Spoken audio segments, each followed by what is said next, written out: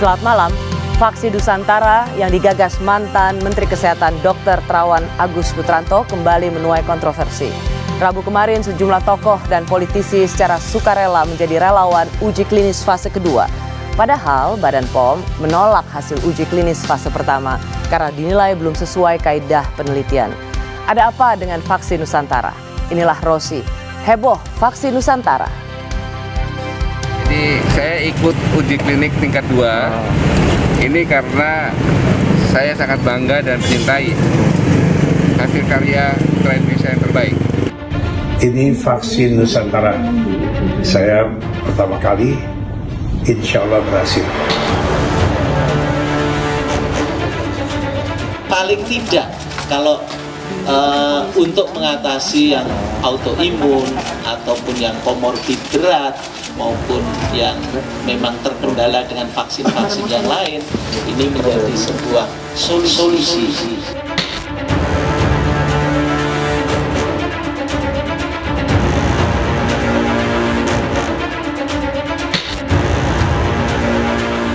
Ini PPUK yang kedua belum berjalan, bukan hanya masalah prekliniknya disampaikan terlambat, yang menunjukkan bahwa protokol pun tidak dilakukan sesuai dengan apa yang sudah disepakati. Karena aspek keamanan tetap harus ditegakkan. Kenapa ini dipersulit? Mereka akan mengeluarkan enggak? Biar jelas, kalau memang enggak dikeluarkan lagi, biar tahu seluruh Republik dan dunia ini bahwa Indonesia menutup penelitiannya dengan alasan tadi etika itu.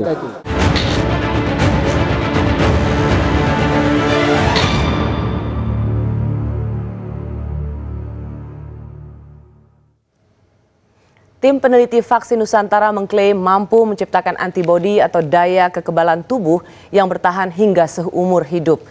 Vaksin ini merupakan kerjasama antara Universitas Diponegoro dengan RSUP Dr. Karyadi Semarang dan perusahaan Ivita Biomedical asal Amerika Serikat. Awalnya vaksin ini ditujukan untuk menyasar golongan warga yang memiliki komorbid alias penyakit penyerta dari ancaman virus corona. Vaksin ini juga diklaim aman untuk segala usia. Untuk memahami lebih jelas tentang vaksin Nusantara, saya mengundang peneliti utama vaksin Nusantara RSPAD Gatot Subroto, Kolonel Korps Kesehatan Militer Dr. Joni. Selamat malam Dr. Joni. Selamat malam Mbak. Dok, tolong dijelaskan dengan singkat untuk yang menyaksikan acara ini yang pasti mayoritas sangat awam. Ini kan sel dendritik ini, kita diambil darahnya, sel dendritik ini yang baru untuk vaksin corona dibandingkan dengan vaksin-vaksin yang tersedia. Lalu ketika ini sesuatu yang baru sebagai vaksin, apa yang membuat vaksin Nusantara ini berbeda dan jauh lebih baik daripada vaksin-vaksin yang ada? Ya, jadi kita harus koreksi dulu ya, Mbak. Jadi kata-kata jauh lebih baik dari vaksin yang ada itu belum ada itu. Oh, belum ada? Karena kita sedang dalam penelitian. Oke, jadi Anda ingin mengatakan apa? Bahwa ini juga belum tentu lebih baik dari vaksin yang ada? Secara teoritis ini berguna buat kita semua. Baik tidak baik, kita belum bisa bandingkan. Karena apa? Karena sedang dalam kondisi pandemi. Semua diotorisasi secara emergensi. Semua mengikuti seperti seharusnya penelitian itu dilakukan. Berarti kita pakai terminologi bermanfaat di masa pandemi ini. Mudah-mudahan. Dengan sel dendritik ini yang baru, di mananya manfaatnya dibandingkan dengan vaksin yang ada, Dok? Jadi begini, apabila kita terkena infeksi virus, tentunya kita mempunyai daya pertahanan tubuh, imunitas. Ya. Apabila imunitas kita kalah, maka akan bergejala. Tetapi apabila imunitas kita menang, kita punya kekebalan. Virusnya kalah. Ya. Bagaimana itu bisa terjadi di dalam tubuh kita? Itu karena kita pertama akan berkenalan dulu dengan virus itu. baru dia akan mengeluarkan imunitas. Gimana tuh logikanya tuh? Iya kan, Pak? Dikenalkan. Ini kan kalau misalnya kenal dulu virusnya supaya tahu bagaimana mengalahkannya. Enggak. Di tubuh kita itu ada imunitas yang natural yang disebut dengan innate immunity. Jadi memang fungsinya adalah menyerang apabila ada benda asing yang masuk ke tubuh kita. Itu ada, yaitu sel darah putih. Nah, sel dendritik ini akan mengenali sama prosesnya apabila kita terkena infeksi secara alami. Akan mengenali virus ini. Dok, sebentar saya potong ya. Jadi kan yang berbeda dari pemberian vaksin Nusantara ini adalah darah kita diambil dulu ya. Sebentar.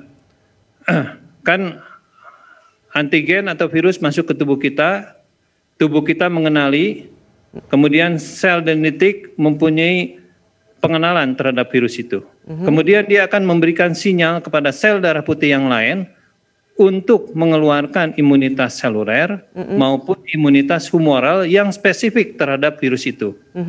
Oke. Itu kalau kita terkena. Gitu. Ya, kalau di sini kita sorry dok, supaya kita, ini kan orang relawan sudah datang, yang kita tahu adalah diambil darahnya, ya, dok. Nah, kemudian diolahkan dok, dan itu kemudian dimasukin lagi ke dalam tubuh kita. Iya, jadi kalau itu kan harus terkena dulu kita. Kalau ini tidak, kita belum terkena, oleh karena itu pada kriteria masuknya subjek terhadap penelitian ini adalah belum pernah kena infeksi. Dibuktikan dengan tidak ada imunitas, imunoglobulin G-nya tidak ada. Oke. Artinya kita belum pernah. Sorry dok. Ini biar clear dok. Tubuh, sehingga kita ambil darah, diinkubasi di luar, dari sel darah merah, sel darah putih itu dijadikan sel dendritik, kemudian pada hari kelima dikenalkan ke protein S yang mirip dengan protein S-nya virus COVID-19. Sehingga kita setelah dikenalkan, dia mempunyai memori dan kemudian dimasukkan lagi ke dalam tubuh kita sehingga sel pertahanan tubuh kita mempunyai memori terhadap virus tersebut. Dok, ada yang belum clear tadi. Dokter katakan ini bagi mereka yang belum terkena infeksi. Apakah vaksin Nusantara ini hanya bisa diberikan pada mereka yang belum pernah terkena COVID? Ya, jadi tentunya nanti pada fase-fase berikutnya uji klinis, karena uji klinis ini kita mencari dosis yang bisa minimal mungkin, tetapi bisa memberikan kekebalan yang optimal. Fase 2 itu. Jadi nanti setelah melalui fase 2 ini, dilihat dosis yang optimalnya berapa, efikasinya dilihat juga, bukan efikasi, safety-nya yang dilihat. Selain dosis, juga safety juga kita lihat. Ya, tapi itu tidak menjawab pertanyaan saya, dok. Tadi, apakah kemudian vaksin Nusantara ini hanya bisa diberikan pada mereka yang belum pernah terkena infeksi? Apakah ini artinya bagi mereka yang belum pernah kena corona? Bukan. Pada penelitian ini, kriterianya supaya kita tidak bias bahwa imunitas ini berasal dari vaksin yang kita berikan atau sudah ada sebelumnya. Oleh karena itu, dalam penelitian ini, kita pakai yang belum pernah kena corona. Relawannya karena yang belum. Kalau sudah pernah kena, dia sudah punya dia memori. Ya, dia udah punya antibodi sendiri. Iya. Ya. Jadi supaya tidak bias. Oke, dok, bukankah kalau misalnya logika awamnya supaya tidak bias, mereka yang datang misalnya sukarelawan dari para anggota DPR itu mereka sudah divaksin juga, bukankah ini juga tidak menimbulkan bias antibodi juga? Ya, kita sangat menghargai yang mau sebagai relawan di dalam penelitian ini. Oleh karena itu, kita ambil semua, tetapi kita tetap strict terhadap kriteria inklusi dan eksklusi dari penelitian ini. Jadi seandainya para wakil rakyat yang terhormat ada imunoglobulin G-nya, tetap kita exclude. Apa tuh maksudnya tuh? Kita tidak ikutkan dalam penelitian ini. Oh, kalau tidak memenuhi kriteria inklusi. Imunnya tinggi tidak perlu gitu ya? Bukan tidak perlu, tidak diikutkan dalam penelitian ini. Ya, jadi yang diikutkan adalah yang imunnya masih rendah. Bukan. Yang kita ikutkan adalah yang belum ada imunitas terhadap COVID-19. Yang belum ada imunitas terhadap COVID-19. Jadi meskipun sudah divaksin. Jadi bukan yang berpenyakit terus kemudian imunitasnya rendah. Ya, yang saya mau clearkan dulu. Jadi meskipun sudah divaksin, tapi ternyata tidak ada imunitas.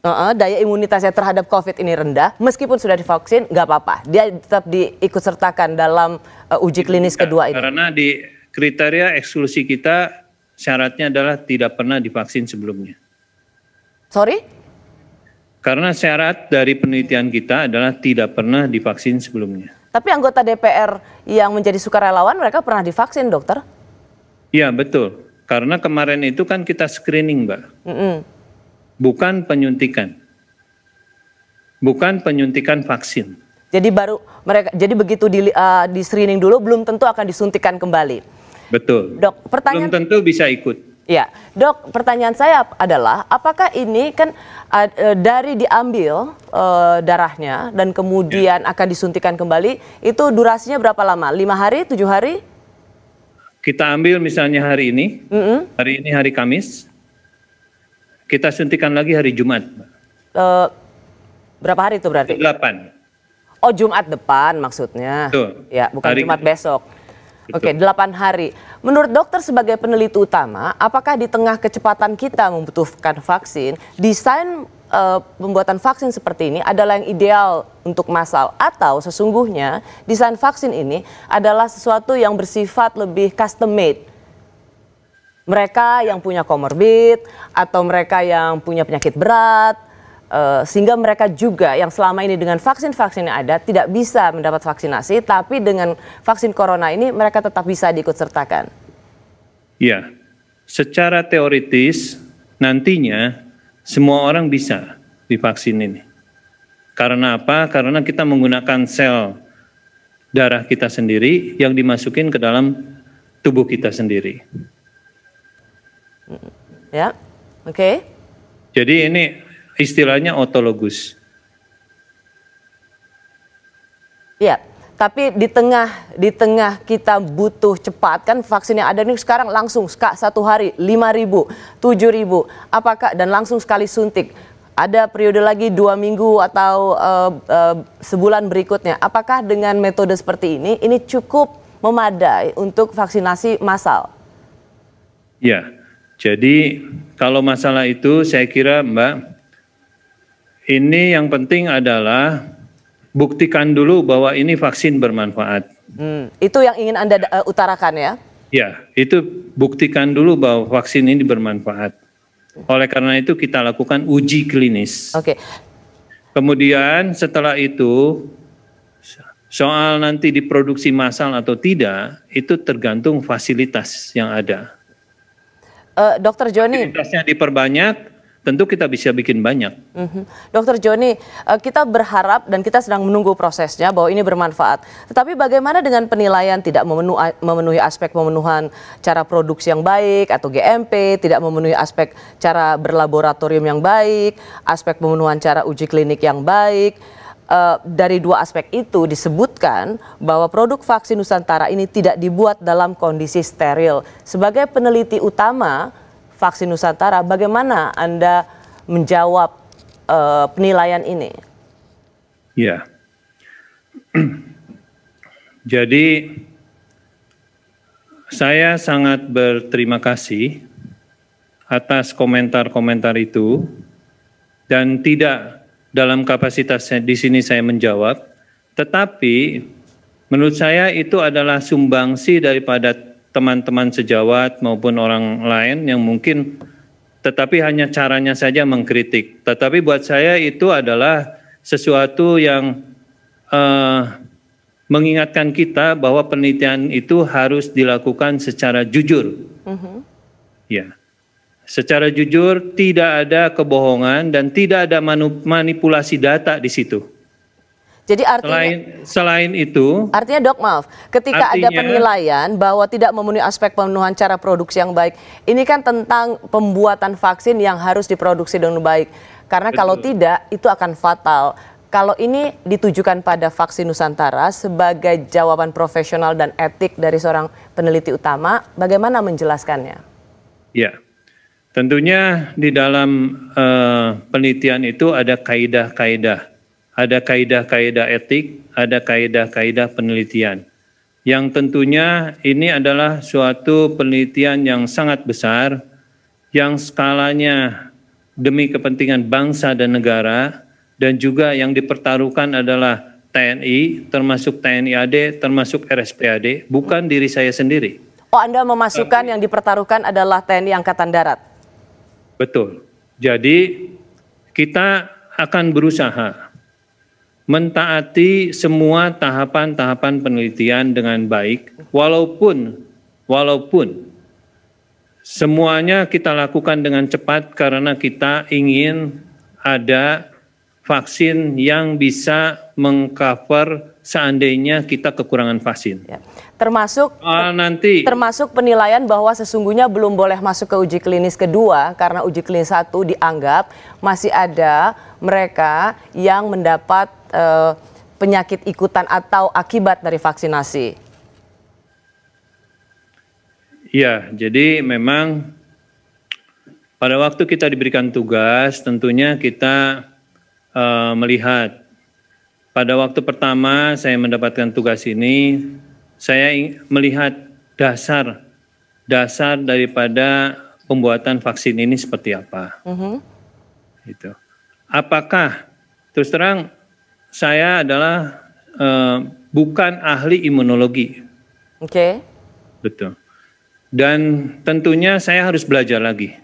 Saya belajar lagi imunologi dasar, saya minta data-datanya, saya tidak iakan langsung, tetapi saya belajar dulu, saya lihat dulu apakah vaksin ini rasional apa tidak. Itu Anda pelajari dari dari peneliti Amerika? Saya pelajari dari semua, saya pelajari.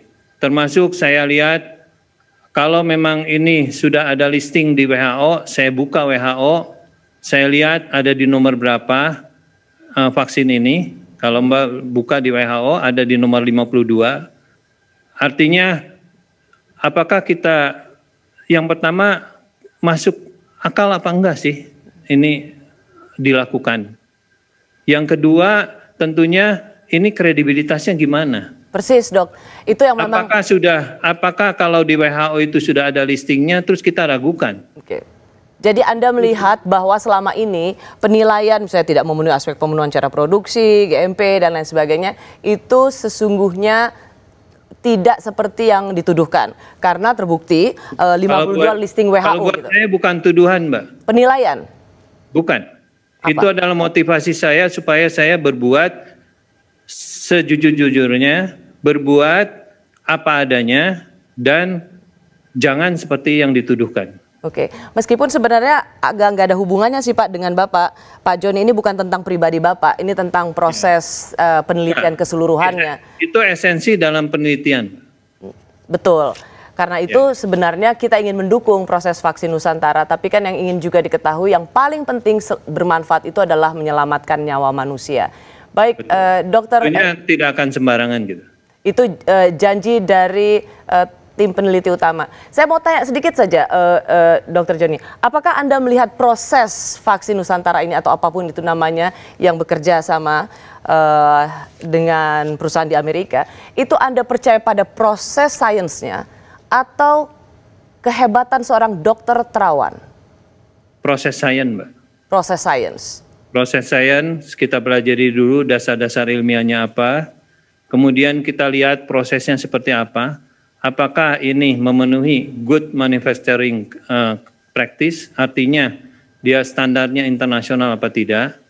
Dan ini kita sedang mau mencari bagaimana caranya kita bisa diaudit GMP ini oleh lembaga yang bukan RSPAD, bukan Alvita, tetapi lembaga independen. BP POM? Termasuk proses BP POM dengan senang hati saya. Apabila saya dipanggil dan dari BPOM akan membantu kami bersama-sama bagaimana melaksanakan tugas negara ini, tentunya saya sangat berterima kasih. Baik, terima kasih Dr. Joni. Anda adalah peneliti utama untuk vaksin Nusantara. Anda saat ini masih bertugas di RSPAD. Terima kasih penjelasannya. Selamat malam. Terima kasih. Selamat malam. Apa sebenarnya yang terjadi di balik penolakan Badan POM yang tak kunjung memberikan persetujuan penggunaan vaksin Nusantara? Saya kembali saat lagi.